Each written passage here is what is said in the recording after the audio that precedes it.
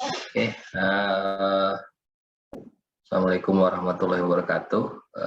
Terima kasih sudah hadir hari ini. Sementara mic-nya di mute aja dulu ya, semua ya, supaya nggak keganggu.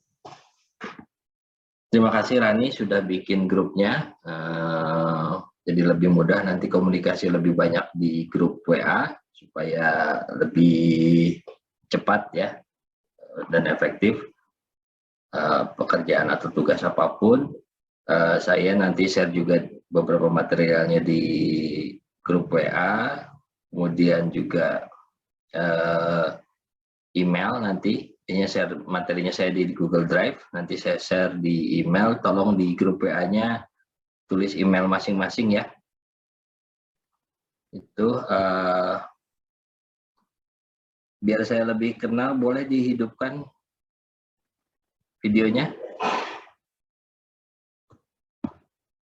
sebentar aja. Oke, Sena, yang lain boleh dihidupkan. Haidar, Randy, hidupin dulu aja Ren. Rani sama Norma, mungkin dihidupkan dulu sebentar.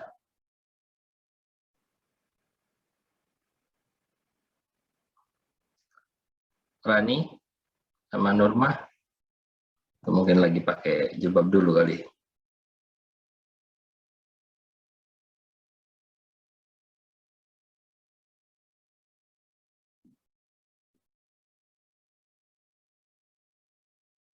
Oke, nanti kita susulkan aja lah. Makasih, bisa dimatikan aja supaya komunikasinya lebih bagus, bandwidth-nya juga lebih sedikit.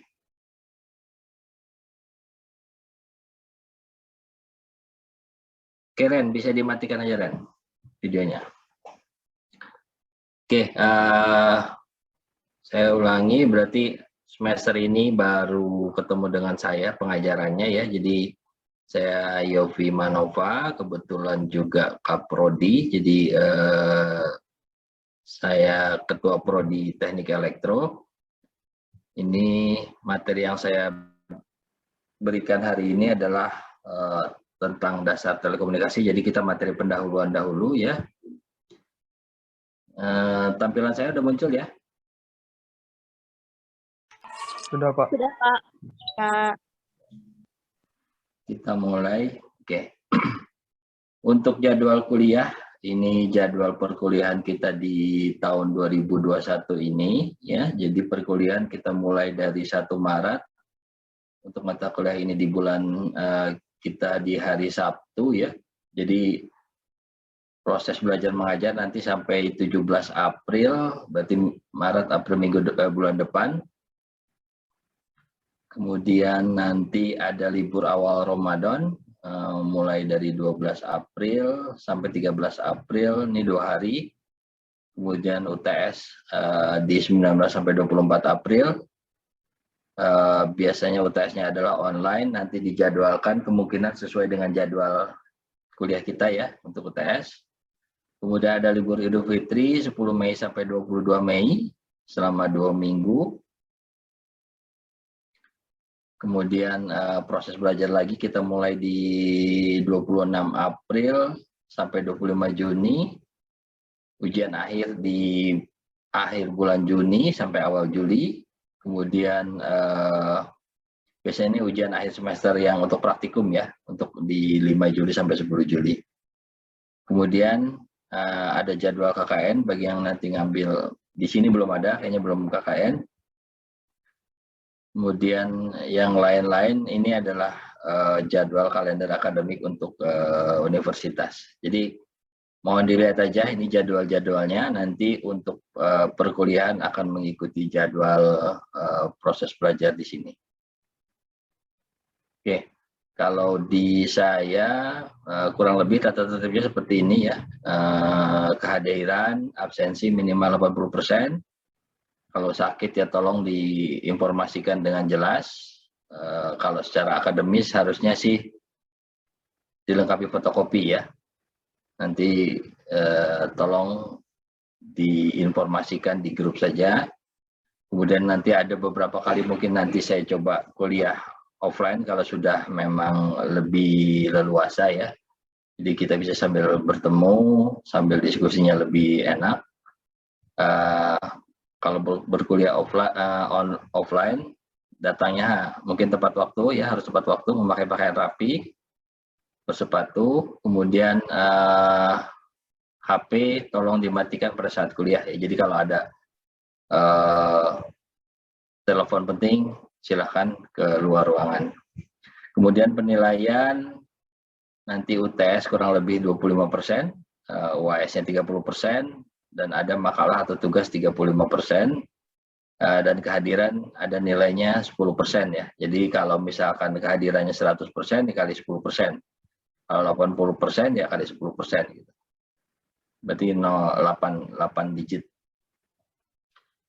Untuk materi kuliah, mahasiswa mampu memahami konsep dasar sistem telekomunikasi, ada sejarahnya, ada perkembangannya, ada sistemnya, ya, ada jaringan, aspek teknis, dan mutu ya. Jadi di telekomunikasi itu bukan hanya aspek teknis, ada juga aspek mutu atau kualitas pelayanannya.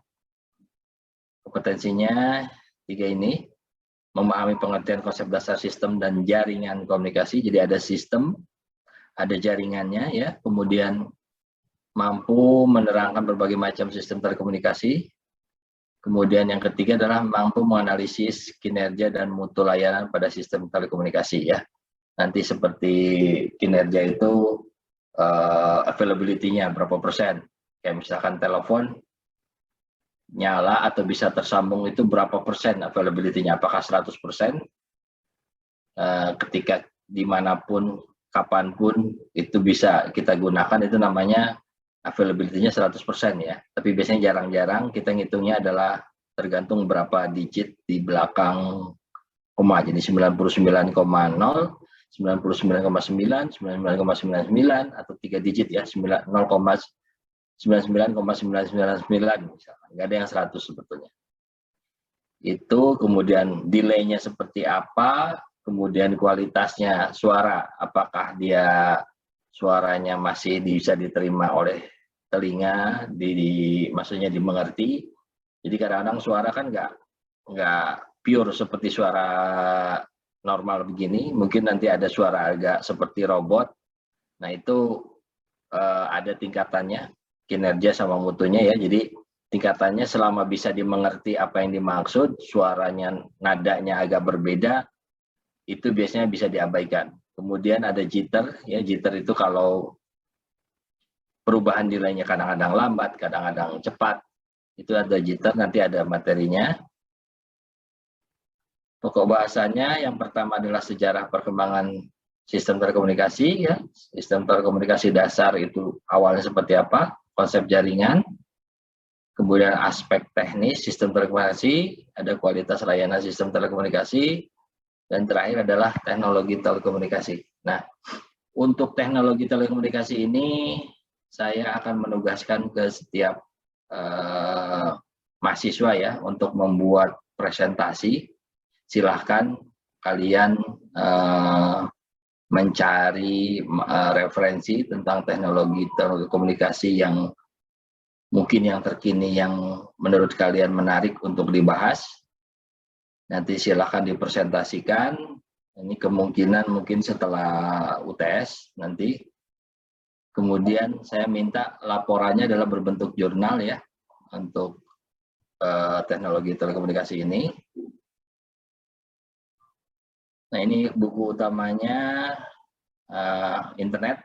Jadi saya karena teknologi telekomunikasi ini cepat berubah, silahkan buka di internet. Situs asosiasi yang paling resmi digunakan adalah IEEE, ITU, Masyarakat Telekomunikasi, ataupun situs-situs operator atau vendor perangkat telekomunikasi ya. Boleh situs akademik atau situs berita terpercaya. Jadi saya berharap tidak mengambil dari blogspot ataupun situs-situs perorangan ya. Jadi harus situs-situs yang asosiasi yang resmi atau operator. Sumber penunjangnya Ada beberapa buku, silahkan dicari saja. Banyak juga yang sudah free ebook ya. Fundamental of Telecommunication, Telecommunication System Engineering, bisa Wireless Communication Technology ya, Telecommunication and Data Communication Handbook, atau Data Computer Communication. Ini cukup banyak.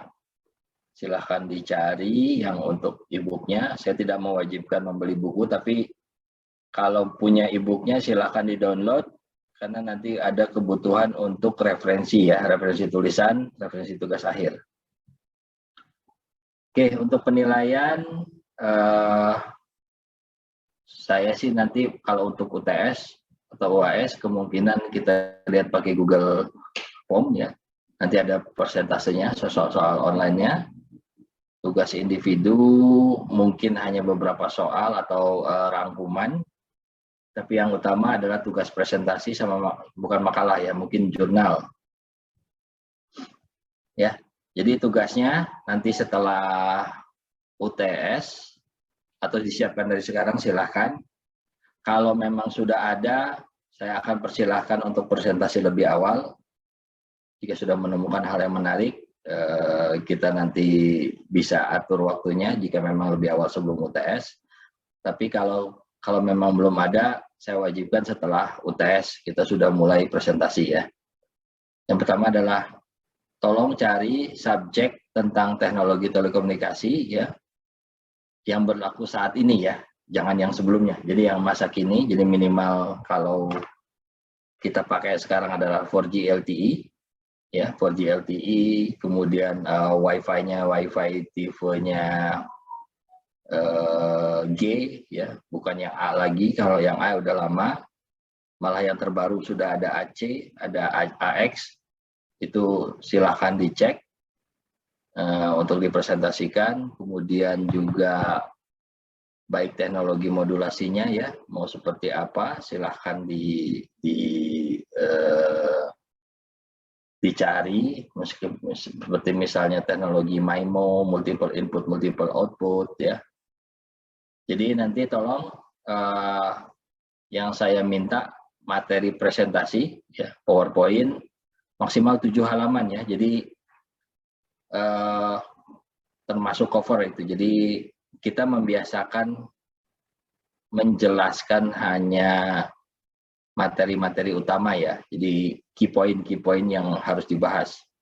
Dan untuk presentasi saya minta bahasa Inggris, meskipun nanti kalian agak terbata-bata, tapi ini saya wajibkan, kita sudah membiasakan bahasa Inggris dalam menyampaikan materi. Pertanyaan juga nanti dari teman-teman pakai bahasa Inggris, kita coba biasakan. Nah, kemudian makalah saya minta berupa jurnal ya, formatnya jurnal, jadi bisa 1 halaman sampai 3 halaman, dikumpulkannya sebelum UAS. Kalau memang cukup menarik, nanti saya anggap sebagai nilai UAS sekaligus. Kalau enggak ya nanti UAS akan ada soal tersendiri. Saya lihat dulu materinya yang kalian sampaikan. Formatnya nanti PDF ya. Sudah ada nama kalian, universitas. Biasanya sesuai dengan format jurnal itu ada nama universitasnya. Kemudian ukurannya 4. Ini nanti saya sesuaikan dengan format jurnal ya. Jadi isinya biasanya ada pendahuluan, abstrak, ya, materi, kesimpulan dan saran, sama daftar pustaka. Kalau jurnal tidak wajib bahasa Inggris, tapi kalau bahasa Inggris saya beri nilai lebih 20 nilainya tambahan. Jadi kalau misalkan nilainya 80 berarti 100. Ya, kalau misalkan 100 ya tidak bisa ditambah lagi, tetap 100 sih sebetulnya. Jadi kalau misalkan nilainya kurang, materinya kurang bagus, asal bahasa Inggris akan saya tambah 20 nilainya. Kemudian atau format jurnal akan saya informasikan nanti, saya pastikan dulu format yang akan dipakai. Ada beberapa format sebetulnya, nanti saya sampaikan secara terpisah. Oke, Ini sedikit ada beberapa video yang mungkin bisa kalian lihat ya.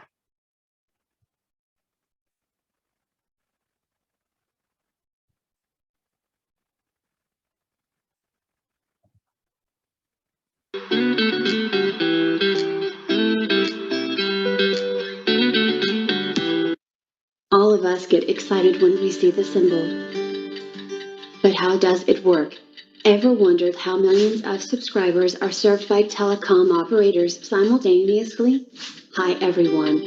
Welcome to the world of long-term evolution. Today we will show how multiple users access network using multiplexing.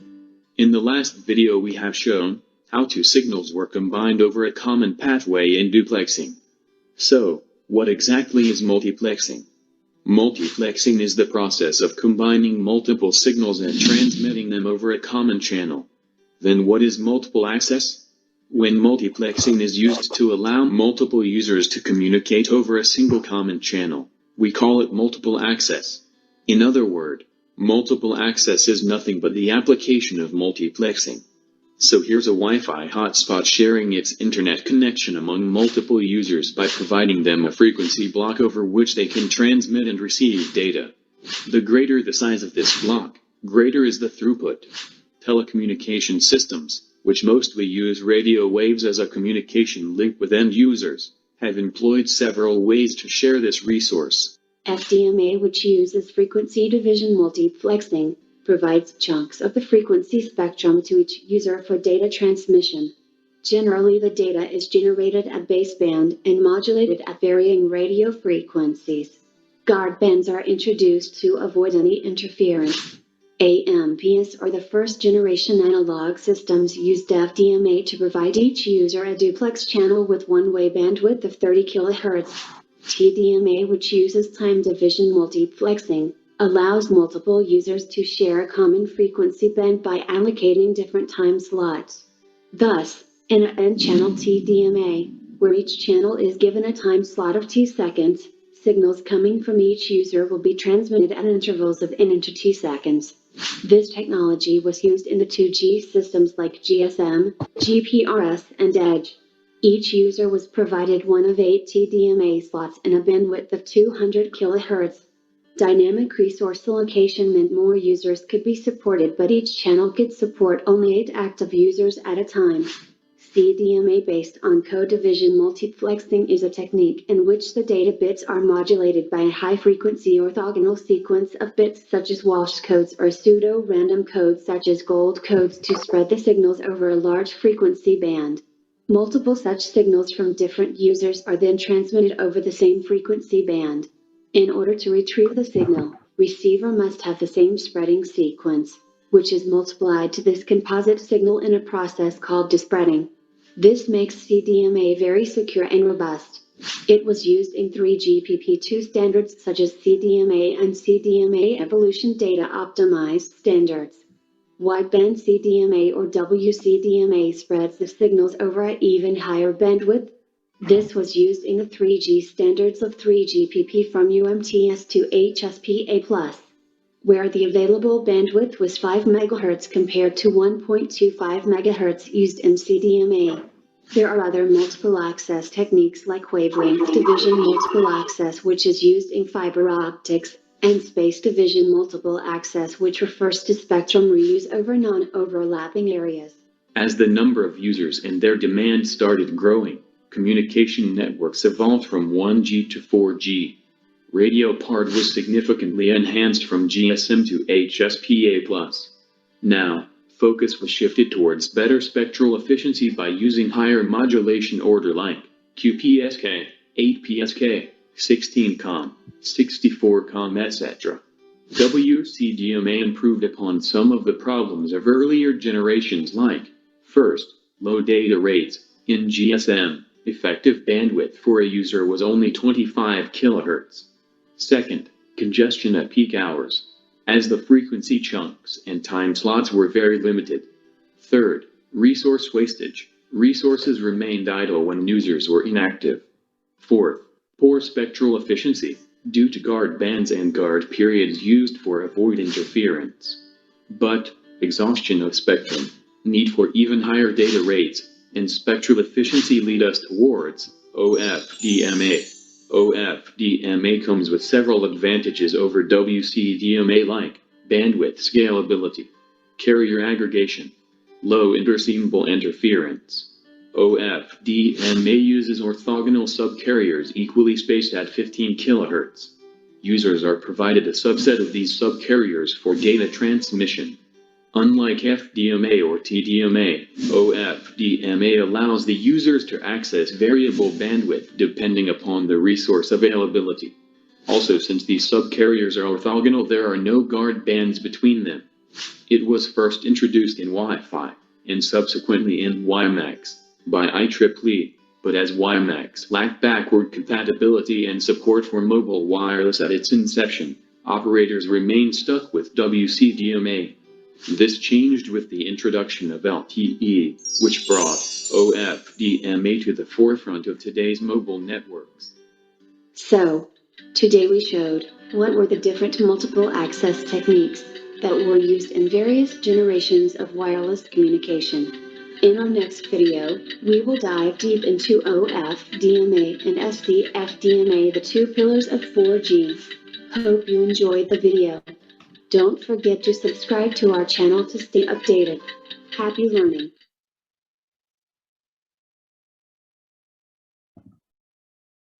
Want to pass your certification exams first time? Oke. Kita sambil mulai diskusi sedikit ya. Saya sebenarnya nggak lama sih ini. Tadi 40, ini 12 baru 50, baru 20 menit nih. Mungkin hanya 45 menit hari ini. Saya minta satu-satu deh, mungkin mulai dari sesuai urutan MM, MN. Dari M dulu deh. Adrifa ini siapa? M Adrifa ya?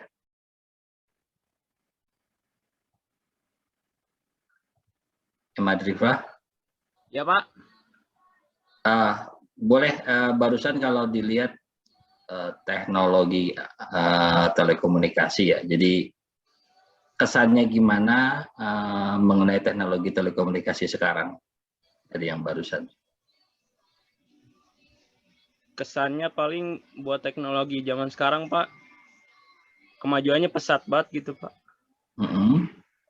Terus? Sama canggih juga. Canggih, terus apa lagi?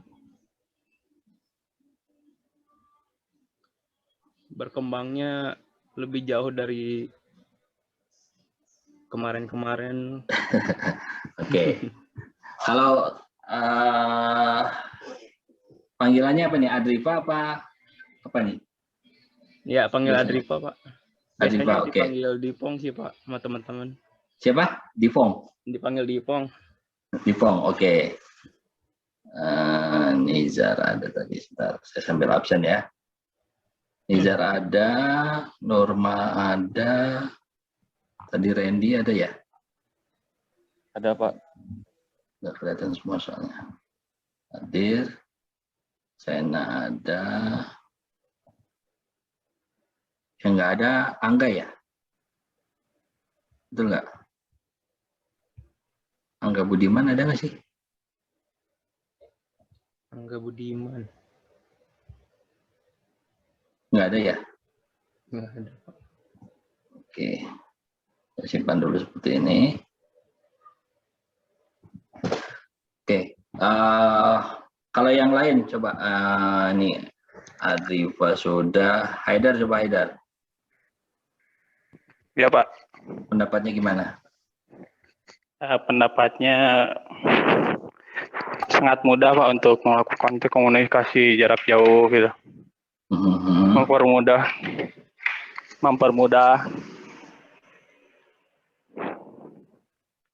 Tapi yang mudah tuh yang pakai ya. Yang buat mungkin susah itu, dengan susah payah. Iya, Pak. Oke, yang sekarang dipakai mungkin HP atau tablet ya. Teknologinya sudah support 4G LTE. Punya Haidar. Ya, sudah Pak. Ada yang udah punya sampai 5G? Belum ada sih Pak. Kenapa pakai 4G LTE? Kenapa nggak pakai 3G? 3G kan sebelumnya masih murah tuh.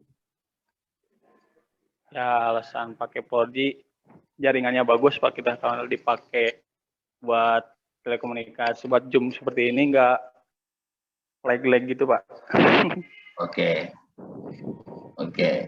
Ini Haidar ya. Ya Pak. Coba saya biar gali ke yang lain nih. Yang duluan siapa? Nizar, Nurba. Nizar dulu. Nizar. Ya Pak, Kenapa 4G LTE lebih bagus? Bagusnya di sisi apa ya? di sisi kecepatan mungkin Pak, Oke. kecepatan Kecepatan. jaringannya. Kecepatan itu berpengaruh ke apa ya? Kalau misalkan air nih ya.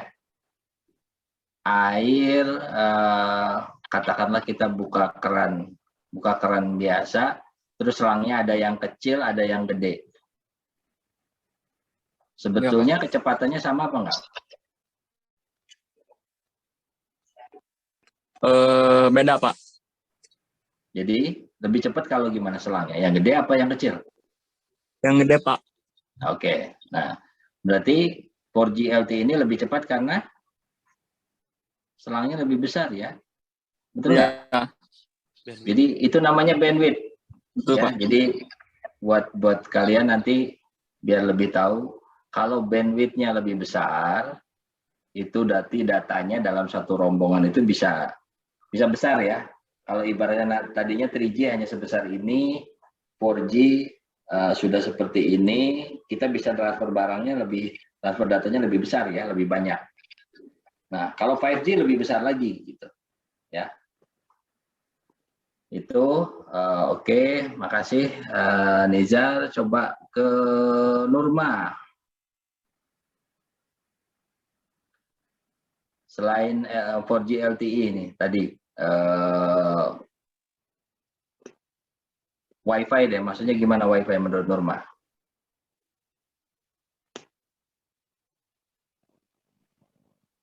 Halo Nurma. Ya Pak. Ya, mengenai Wi-Fi tadi, kira-kira gimana teknologinya? Bentar, Pak. Pernah Berisik dah, punya? Pak. Halo? Halo?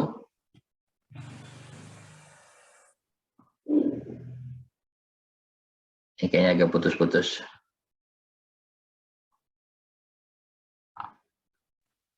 Putus-putus. MNOP. Halo, Pak. Ya. Ya, boleh sambil komentar deh. Nurma gimana mengenai Wi-Fi? Apa sih Wi-Fi? Kalau Gitu? mengenai Wi-Fi, tadi kan ya, wireless yang tadi, Pak. Iya. Kalau dilihat dari perkembangannya ya, Pak. Iya. Ya kan awalnya mencakup jaraknya teh belum seluas yang sekarang ya, Pak. Ya.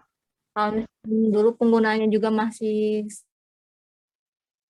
sedikit, terus jaringan juga belum stabil. Kalau sekarang kan lebih mudah lagi, malah lebih cepat lagi. Nah, itu kok bisa ada banyak Wi-Fi nggak bentrok ya? Katakanlah di kafe lah yang berjejer gitu, ada beberapa Wi-Fi. Kok bisa nggak bentrok? Ada apanya di Wi-Fi itu? Ada apanya? Ya.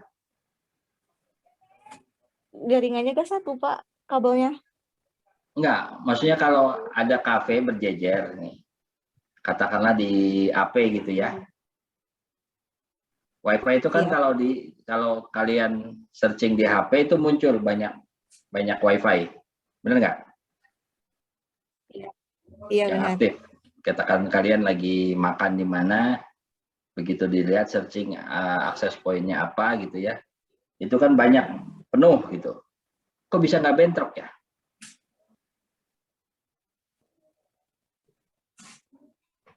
Kok bisa gak bentrok? Ya masih enggak Pak, soalnya kan beda. Bedanya apa yang membedakan? Kan frekuensinya sama 2,4. Oh itu arenanya apa? Semua nerima kalau di HP normal Bentar, pasti bentar, Pak. kelihatan.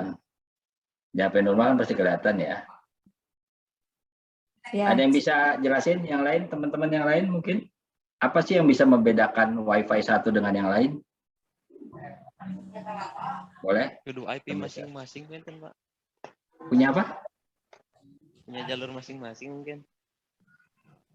Jalur. Nah, ya secara teknikalnya namanya jalur. Ya. Tapi namanya apa yang membedakan? Apa yang membedakan supaya sinyal itu dalam satu ruangan atau satu area ya? Satu area kan banyak WiFi nih. Tapi kita bisa connect ke satu itu aja gitu. Punya alamatnya masing-masing, Pak. Alamat kayak IP address gitu, Pak. Kayak ID. Oke. Kalau WiFi ada namanya nggak biasanya? Latensi bukan Pak? Latency itu delay. Nggak, kalau WiFi misalkan kalian ke satu rumah atau ke kafe, biasanya ada nama-namanya ya? Iya. Ya, Pak. Nah, itu namanya SID. SID. Oh, SID. Ya. Jadi Ya. itu yang membedakan, belum nanti ada kuncinya kan, ada password ya. Ya. Nah, itu juga yang membedakan. Jadi sebetulnya frekuensinya sama semua 2,4 barengan. Tapi kenapa kita bisa beda? Itu tadi dijelaskan ada namanya teknologi CDMA, ya, Code Division Multiple Access. Jadi di situ dialokasikan SID-nya apa, passwordnya apa, boleh transmit di detik atau milidetik keberapa. Jadi gantian. Itu yang bisa membedakan ya. Itu salah satu gambaran aja. Oh iya Pak. Namanya Code Division Multiple Access. Oke. Nah, selain itu juga ibaratnya begini. Kalau CDMA itu kalian ngobrol dalam satu ruangan, katakanlah ruang meeting gitu ya. Kalau semua ngobrol pakai bahasa Indonesia, kira-kira kedengaran nggak apa yang dimaksud orang gitu? Kedengeran nggak misalkan semua Enggak, orang soalnya teriak? pasti bentrok Pak. Pasti bentrok. Oke. Iya. Kalau yang satu pakai bahasa Sunda, yang lain bahasa Inggris, bahasa Indonesia, kira-kira bakal nggak nyambung. Iya, tapi misalkan Sena, ini kita nih ngumpul di sini ya, yang lain ngobrol bareng bahasa Indonesia gitu ya. Tiba-tiba Sena ngobrol pakai bahasa Sunda.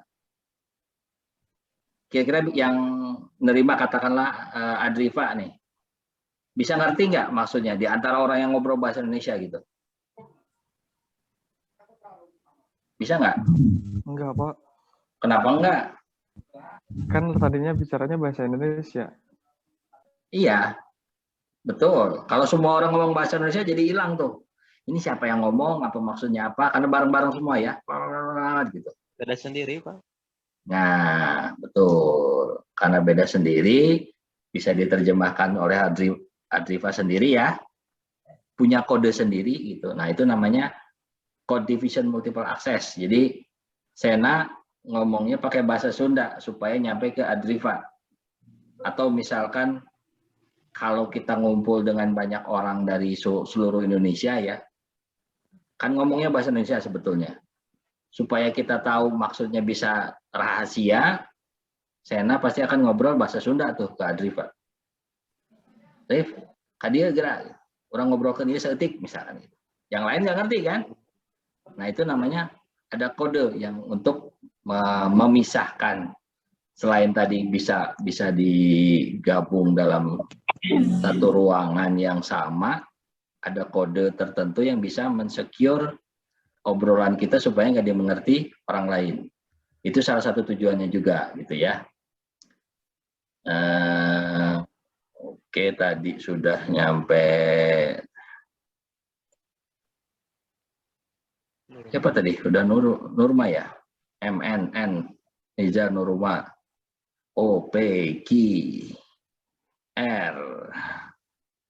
Oke, Rani. Ini tadi yang dibahas adalah wireless. Kalau teknologi kabel,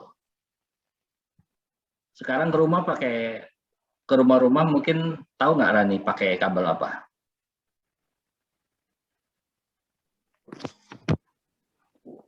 Sebentar. Di rumah pakai internet kabel nggak? Tidak, Pak. Tidak pakai WiFi. Oke. Dulu ada pernah punya telepon rumah? Nggak pernah pasang telepon rumah, Pak. Oke, udah nggak apa-apa. Kalau di sekolah dulu ada telepon, katakanlah di kantor atau ya, ada telepon biasa ya. Ditariknya pakai kabel apa tuh? Ingat nggak? Tahu nggak? Kabel gitu. Kabel. Sebentar Pak, saya nggak paham pertanyaannya. Kalau telepon zaman dulu yang ke rumah, jenis kabel yang ditarik ke rumah itu jenisnya apa? Jenis kabelnya? Ya. Sebentar.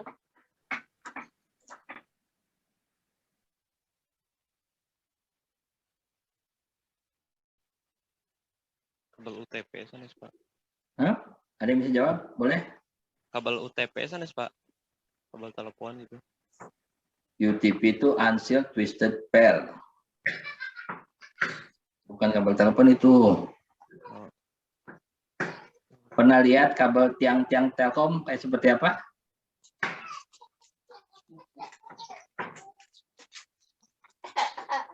Fiber optik, Pak. Enggak, sebelumnya.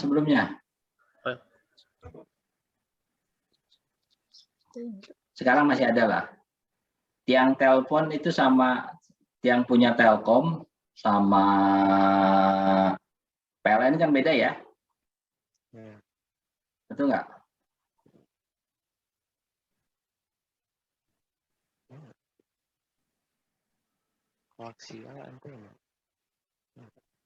Nah itu kabelnya namanya kabel tembaga, ya. Jadi awalnya komunikasi lewat kabel itu namanya kabel tembaga. Isinya kuning.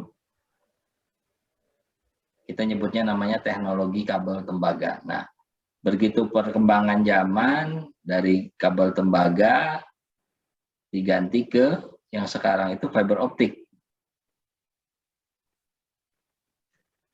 Ya, yang gede-gede. Nah, pertanyaannya, kenapa diganti ke fiber optik?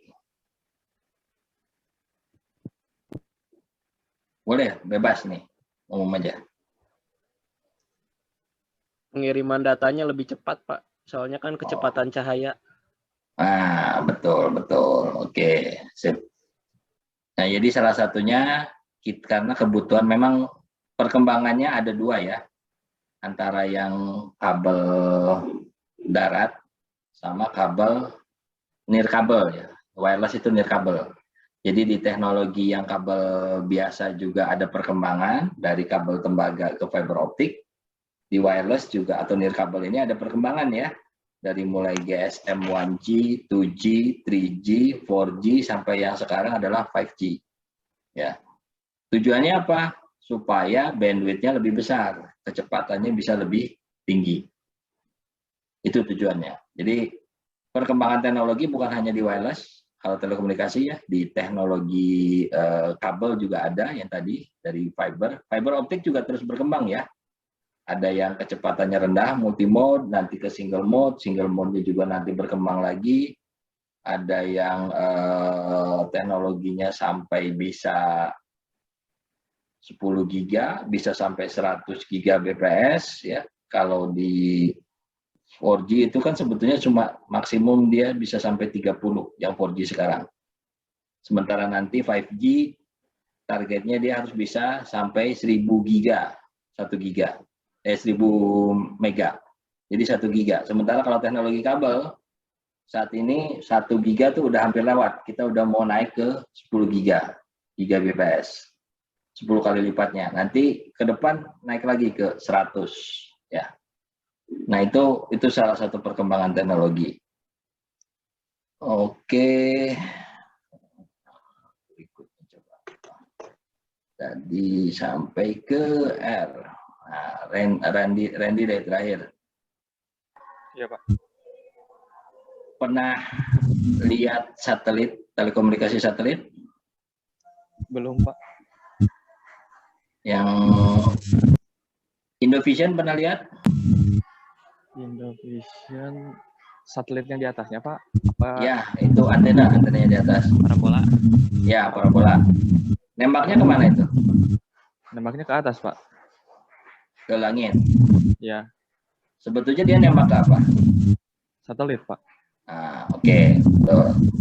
Nah, itu nembaknya ke satelit ya. Begitupun ATM ya, biasanya suka ada tuh di atasnya parabola ya. Iya. Sering lihat mungkin beberapa orang, beberapa ATM koneksinya menggunakan satelit. Biasanya untuk daerah-daerah yang tidak terjangkau. Nah, sekarang teknologi satelit itu bandwidth-nya terbatas karena satelitnya berumur panjang ya, di atas itu bisa sampai 30 tahun. Jadi kita nggak bisa ngerubah-rubah di atasnya. Satelit itu pasti akan tetap, katakanlah satu transponder itu 36 MHz. Kita hanya bisa merubah teknologi modulasinya aja yang bisa di otak-atik supaya bandwidth-nya lebih besar. Tapi nanti pengaruhnya cukup besar ya. Jadi teknologi satelit ini kalau semua jangkauannya sudah di-cover sama kabel, sama wireless, itu satelit pasti akan habis. Satelit hanya berlaku di daerah yang tidak ada jaringan. Ya. Walaupun sekarang masih banyak satelit ya di atas. Salah satunya digunakan untuk TV. Nah, itu sedikit informasi ya. Jadi teknologi telekomunikasi itu ada yang kabel, ada yang nirkabel. Yang nirkabel juga ada yang lokal ya, terestrial kita nyebutnya, nanti ada yang satelit. Ya. Ini nanti kita coba bahas di mata kuliah ini. Kemudian jadi saya informasikan saja, saya berminat mengajar hal ini karena memang kebetulan saya lulus dari ITB, jurusannya Teknik Telekomunikasi, ya, S1-nya, kemudian S2-nya juga dari UI, Manajemen Telekomunikasi, kemudian juga mulai dari lulus saya lulus tahun 1999, bekerja langsung di tahun 2000, dunia pekerjaan saya telekomunikasi. Jadi pekerjaan saya mulai dari teknologi yang masih analog ya, tadi bisa nanti saya share, tolong bisa diklik sendiri perkembangan seperti apa. Mulai dari telekomunikasi analog, sekarang masih dipakai kalau untuk HT ya, radio komunikasi, itu pakai analog. Kemudian berkembang ke teknologi digital, pakai analog, kecepatannya mulai dari 9,6 kilobyte per second, naik ke 12 kilobyte per second, naik lagi ke 36,6 kilobyte per second, sampai yang banyak digunakan untuk telepon, terakhir di industri itu, saya kebetulan di oil and gas, ya, jadi penggunaan teknologi telekomunikasi itu sangat penting di dunia oil and gas. Jadi karena kebetulan saya bekerjanya di laut, jadi offshore, Jadi komunikasi itu pakai wireless ya. Awal saya masuk tahun 2000 itu teknologi digital baru awal dikembangkan, karena sebelumnya masih analog, pakai FDM, Frequency Division Multiple Access, tadi nanti bisa dicek lagi. Kecepatan paling tinggi adalah 64 kbps ya. Jadi kalian bisa bayangkan 64 kbps, saya harus membawa 2 jalur telepon menggunakan 64 kbps itu, masing-masing 9,6 kbps kecepatannya. Jadi 2 telepon sudah ngambil 18 kbps, sisanya sekitar kurang lebih 64 kurang 20 lah, berarti 44 lah, 45 kbps digunakan untuk data. Data itu untuk email, untuk internet waktu itu belum banyak, jadi kebanyakan untuk email, biasanya untuk akses email, akses fax ya. Nah itu 64 kbps, tahun 2001, 2002, nah setelah itu tahun sekitar 2004 sudah mulai ada radio yang lebih tinggi kecepatannya. Bisa sampai 128 sampai 256 kbps. Itu agak lebih mewah waktu itu. Jadi ceritanya begitu. Agak lebih mewah, 128 kbps ya, kilobyte bukan mega ya. Kilobyte bagi kami sudah mewah waktu itu. Udah ada teknologi, udah mulai ada internet, tapi kecepatannya hanya dibatasi 64 kbps, jadi bisa kalian bayangkan untuk buka detik.com itu paling enggak perlu ya bisa semenit sampai 5 menit lah untuk keluar. Itu pun mungkin teksnya saja, nggak hanya gambar ya. Gambarnya seperti itu. Kemudian berkembang sampai ke radio yang bisa sampai namanya SDH 2 Mbps. Itu sudah cukup tahun sekitar 2010 lah. 2010 itu sudah naik ke SDH 2 Mbps, sudah cukup nyaman, kita bisa kecepatan data juga lebih tinggi ya. Begitu sekarang sudah tingkatannya ya, paling minimal adalah untuk wireless itu pakai MIMO berarti sekitar 5 sampai 10 Mbps ya kalau kecepatan sekarang, tapi sharing. Nah ini perkembangannya dari situ terus ke fiber optik bisa 1 giga, dari 1 giga naik 10 giga, sekarang sudah mulai ke 100 giga bps. Jadi alhamdulillah di dunia pekerjaan saya banyak berinteraksi dengan peralatan yang memang cukup nyata. Itu perkembangan teknologi itu berasa. Jadi perkembangan teknologi itu cepat, kita mengejar kecepatan tinggi karena ada kebutuhan ya. Pertama adalah kebutuhan internet, yang kedua kebutuhan video streaming seperti ini ya, kita video conference, ketiga adalah CCTV. Jadi CCTV diharapkan bisa dimonitor di mana saja, membutuhkan bandwidth yang tinggi ya. Jadi dulu juga ini teknologi video ini berkembang juga ya, dari tadinya analog ke digital.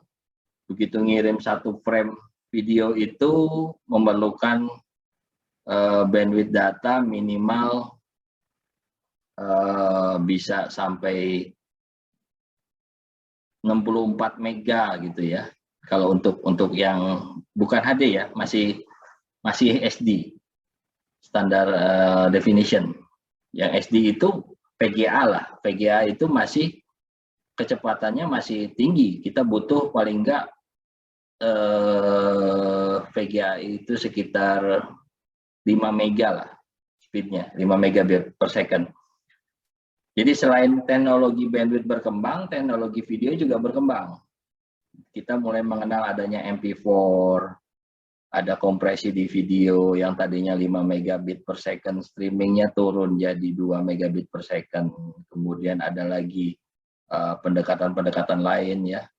Untuk gambar itu harusnya dikompresinya seperti apa, lebih speednya lebih kecil lagi. Makanya sekarang rata-rata untuk HD sudah bisa menggunakan bandwidth-nya hanya berkisar antara 2 sampai 5 mega. High definition ya. High definition itu berarti 4086 kali 4086 lah, atau 4086 pixel. Itu sudah bisa dengan teknologi sekarang. Jadi perkembangan teknologi selain bandwidth juga teknologi videonya juga menyesuaikan ya, video, audio gitu. Itu yang ingin saya sampaikan. Jadi kemudian sekarang saya jadi Kaprodi. Kemarin mungkin kalian saya ajak untuk membiasakan melakukan penelitian, termasuk menulis ya jurnal. Karena kebetulan kalau yang sudah saya ambil, saya baru 2 tahun, jadi ini tahun kedua saya sebagai Kaprodi. Untuk penentuan atau penilaian akreditasi prodi itu termasuk penilaian terhadap kalian mahasiswa ya. Pertama adalah nilai, yang kedua juga yang utama adalah aktivitas kalian. Jadi aktivitas kalian dalam melakukan penelitian, dalam menulis jurnal, melakukan seminar ya, melakukan kegiatan publikasi ya, ataupun menghadiri webinar, itu dianggap penilaian yang wajib. Jadi kenapa saya minta kalian ayo siap-siap bagi yang bersedia, dan saya yakin sebetulnya potensi kalian ini sangat bagus saat ini. Jadi ayo kita sama-sama buat penelitian bareng-bareng, mumpung kalian masih tingkat 1.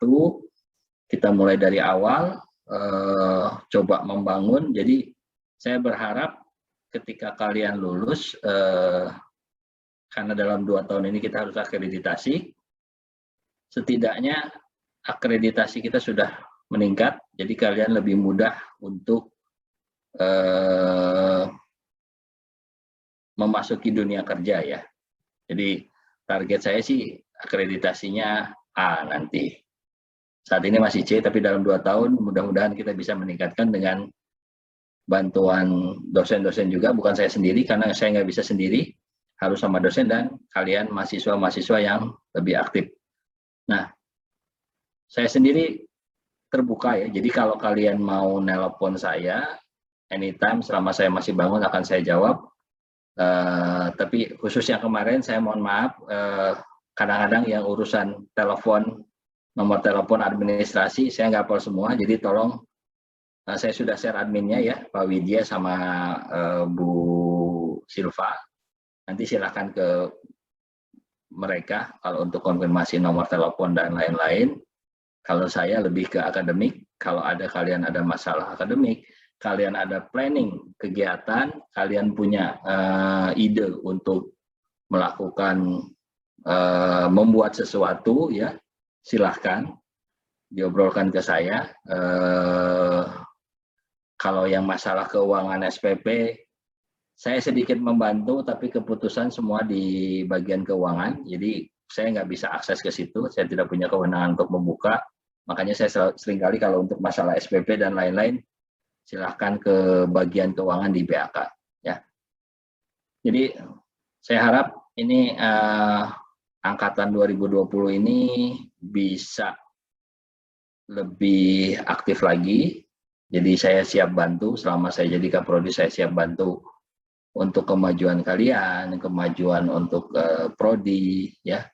Kalau ada kegiatan-kegiatan ide silahkan. Kalau ada halangan, saya semester kemarin saya udah info juga ke kalian. Jangan sungkan-sungkan untuk menghubungi dosen jika kalian ada kesulitan ya, misalkan kesulitan mengumpulkan tugas, kesulitan hadir gitu ya. Hubungi dosennya dengan dengan cara yang sopan ya. Mungkin nanti di WA dulu, kalau nggak dijawab boleh telepon. Dan yang jelas ini hak kalian juga Jadi kalian sudah ibaratnya meskipun ada yang beberapa beasiswa ya, kalian sudah mempunyai hak untuk meminta pelayanan dari dosen gitu ya, dari universitas. Tapi kembali juga selain hak juga kalian punya kewajiban. Nah, kewajiban itu sudah terpenuhi, berarti kalian berhak. Kalau kewajiban kalian nggak terpenuhi, haknya mungkin agak terbatas gitu ya.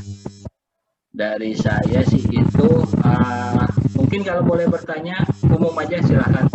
Kalau ada yang mau bertanya.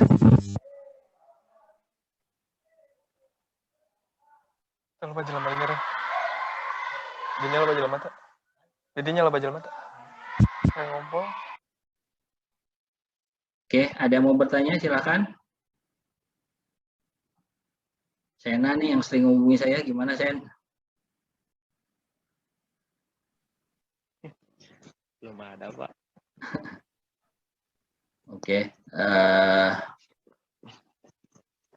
jadi ya pokoknya kalau saya sih ini angkatan yang sebelumnya saya punya angkatan yang ekspektasi saya bagus ya, cuma sudah mulai berguguran juga.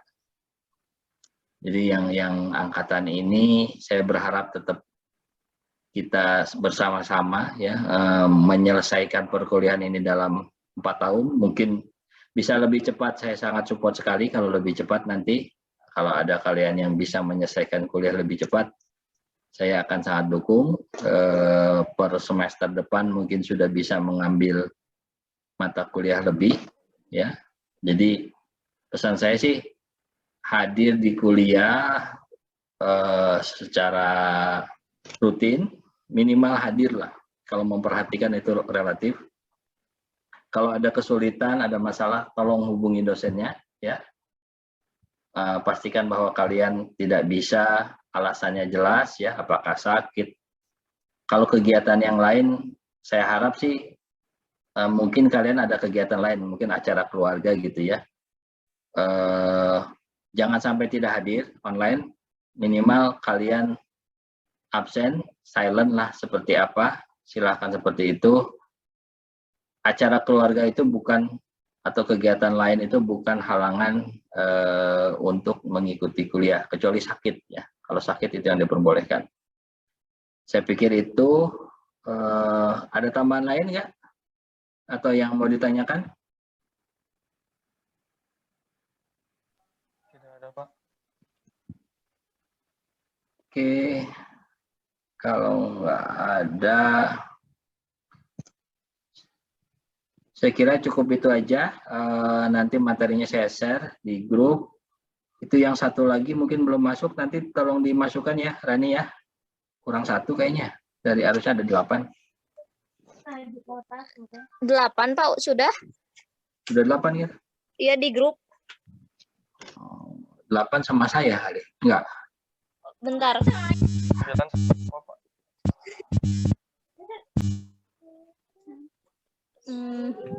9, Pak, sama Bapak. Oh, oke. Oke, ya udah. Telekomunikasi. Coba saya share filenya.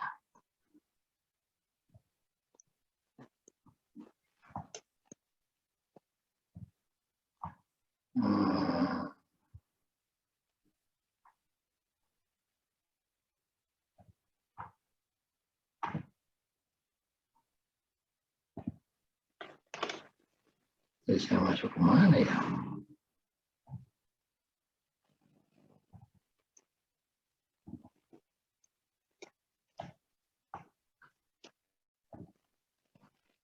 Oke, saya tambahkan kolom daftarkan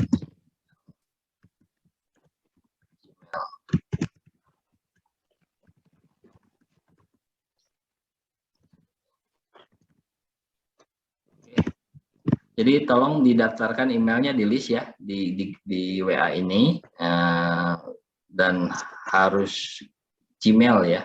Jadi karena saya share-nya nanti di Google Drive, jadi tolong di list emailnya yang Gmail. Saya kira itu aja. Terima kasih buat kehadiran hari ini.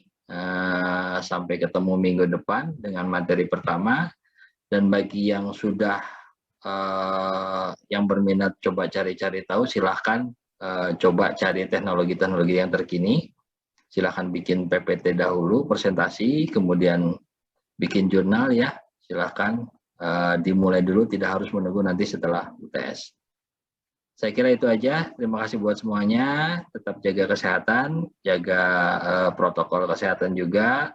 Semoga kita semua tidak sampai terkena COVID ya. Amin. Saya tutup.